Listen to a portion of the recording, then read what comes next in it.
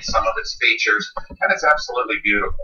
We bought it in 1982, and ever since then, we've been the sole owners of 10.2 miles of track, and all of the bridges, and all of the signals, and all of the grade crossings, and all of the headaches.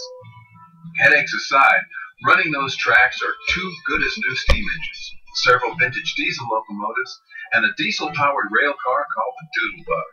Welcome aboard, ladies and gentlemen, to Wilmington and Western Doodlebug. It's open seating.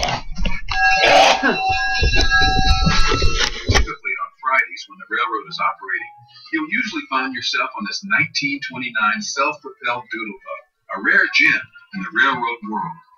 Doodlebug means wanderer, and that's exactly what these cars did on the Pennsylvania Railroad. They wander into the backwoods on the line. Doodlebug is self-propelled. It was engineered to do 70 miles an hour, and you could legally crew it with 2 people, so it saved the Pennsylvania Railroad lots of money by running it.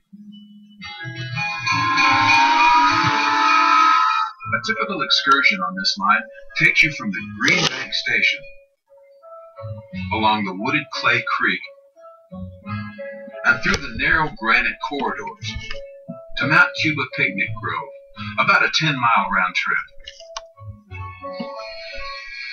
On special occasions, the railroad's 2 lovingly restored steam engines are brought together for a double header.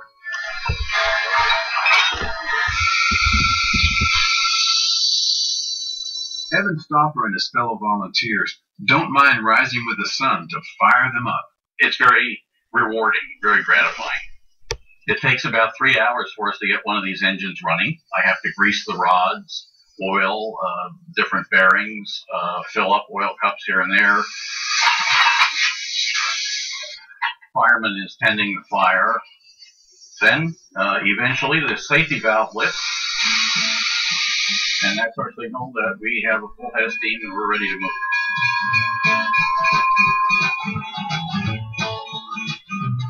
The train is brought over from the shops to the Green Bank Station about an hour before departure, giving folks time to get an up-close look at these historic iron horses. It's very educational. We learn something new every time we come here. It's good to bring my son to preserve the railroads. This way, someday when he has children, he can come back with his children and do the same thing that I'm doing with him.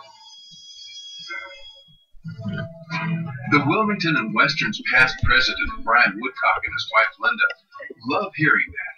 They donated number 58 to the little railroad. Now that we live in a house up the line, and watching her and hearing her go by is the greatest reward I've ever had. It makes me proud, it makes me happy that this locomotive is being shared with so many and the younger generations.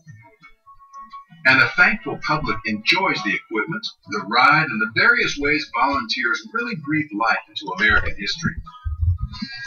Both those elbow deep in grit and grind, and those who play a more genteel role. Well, I think everybody wants to be somebody else.